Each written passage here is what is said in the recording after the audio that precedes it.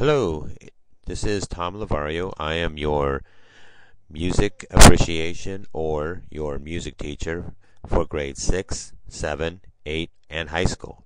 And here's a picture of me so you can kind of get an idea of what I look like. And from time to time in our Illuminate sessions, I will try to do it live with a video so you can see me and you can catch some pictures and whatever. So I just wanted to give you a quick overview of things I'm going to be doing this semester for everybody, and because there are some changes in the pace chart, and there are some things I just want to cover really fast on things that you can be loading onto your laptop. So without talking too much, let's go ahead and get into the things that I'm going to be doing this semester with you all in music for IQ Academy. I'm going to go to the Blackboard page here, and since pretty much every grade level, 6, 7, 8, and high school, or actually down here 6, 7, 8, and high school, they're pretty much the same as far as how the pages are arranged. I'm just going to click on the high school music appreciation, and just show you the buttons on the left hand side. Now over here, if you take a look, you have pace charts as a button, and you have course materials as a button. Let me just go ahead and click on pace charts really quick and show you what you'll be seeing in any one of the grade levels. You're going to see a regular pace with a underscore and a 10 document, and one with a pace alternative and underscore and a 10 document. And I'll get into what the alternative means later on, but basically this pace chart was created for the person who is the absolute beginner, has never ever experienced music before, and this is going to be for every grade level and high school. So I have things set up a little bit differently on that pace chart. There are still some of the same assignments that are required in the units and required in all the sections of all the grade levels, but not the same ones. And it's because I have created lessons on using this program that I would like for you to install on your computer. Now it's under course materials. All you have to do is click on these and you can download them and install them on your computer. I have the serial numbers here. If you have a Mac and you're doing these classes, I have that version right here, and you have all the information that you would need. Now basically, when you have that program set up, I'm going to go through right now showing you how to set it up and get started with getting to know how to navigate through the program. So this is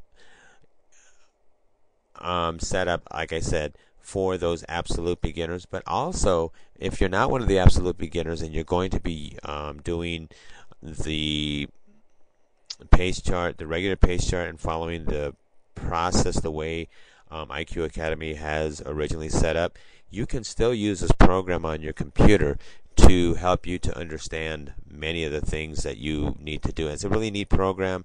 You can actually connect the keyboard to it and compose music and have it print out on to make it to a piece of paper, and it look professionally done. It's very nice, and it's there are some limitations to it, obviously. You'll see that later on, but basically it's a good program to start with to get you knowing what you're supposed to do. And here is that program right here. So I'm going to have it right here. You get it all set up to this page right here, and once you get to this page, you have to type in a title of whatever it is you're going to be working on. All right. Say if it's just a worksheet, you can say Bob's worksheet, and then your name, which is under composer, that because you're the person creating it. You can leave these two alone, portrait and landscape. I mean, if you want to do it landscape, that means its width is larger, but portrait is your basic paper size, 8.5 by 11. Now, click next. Now, since this instruction for all 4 grade levels, 6, 7, 8, and high school, is asking you to learn about the grand staff, and you'll get to know that as we go through. You will want to, every time, pick keyboards, and it's usually picked automatically for you. Then you need to go across and pick piano. Then you click the add button, and piano is moved over here. You'll click next, and then when you get to this page, if you don't know what these symbols mean, just go ahead and click on 4/4. That's just the most common symbol that's used in music. You'll get to know what all these mean after a while, but for right now, just do 4/4. And right here it says number of measures. Since you're working on just a short thing, you might want to just limit it to the number 10. You can change that to the number 10 and click finish. Alright, you can leave all this stuff alone because that's really for very advanced things. Now for you advanced people, you do have some lessons about key signatures that you're supposed to know, and you can kind of play around with this a little bit to know about key signatures and all these type of things over here, and you'll see all this as you go through. But for everybody else who are absolute beginners at this, just leave it at where it says C major, and it's already set there for you, so you don't have to touch that. Click finish, and then you'll get a page like this. This is what a grand staff looks like. If you were to put a title to it at the very beginning, as we were looking through how this was set up, you would have seen that title there. If you were to put your name, like who it is that's writing it, your name would have appeared right here.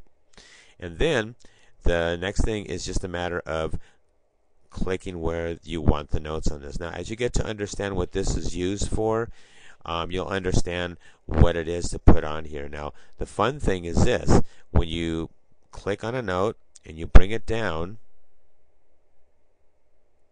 all you have to do is click where you want to place it, which is really odd. I wonder why this is happening.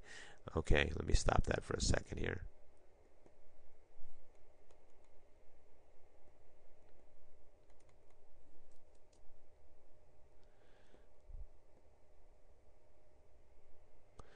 Very odd. That's going all the way through as if it's being played. Alright, now I'm going to back all the way up to the very beginning here. I'm not real sure why that happened, but it's kind of weird. But anyway, I'm going to click on this. I'm going to move this down. Usually when you click on the note you want to use or the symbol, you kind of see like a little shadow of it coming down. Now, see how the shadow is right there? And you find the place you want to put it. You click on it. And I'm not real sure if you can hear this, so I'm going to put this up to the speaker. When you click on the note up here, up inside here, you should hear it sound on your computer. So I'm going to move the microphone down so you can hear this.